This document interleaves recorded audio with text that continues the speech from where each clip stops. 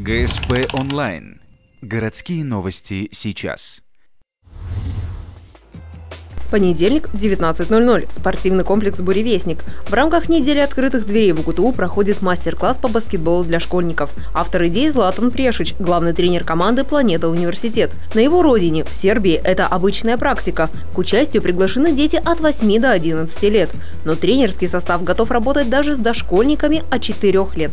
Несмотря на то, что Златан привык учить взрослых спортсменов, он с юмором отмечает, что проблем с малышами не будет. С ними, знаете, они маленькие, вас никогда не обманывают, они стараются, они работают, сколько у них возможностей.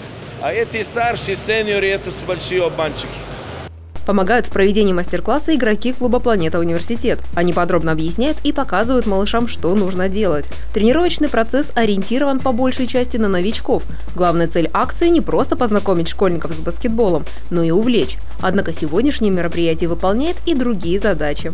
Для того, чтобы тренеры спортшколы могли прийти, посмотреть на детей, может, не всех успели заметить при начальном отборе и привлечь их в занятия, для занятий в своих группах.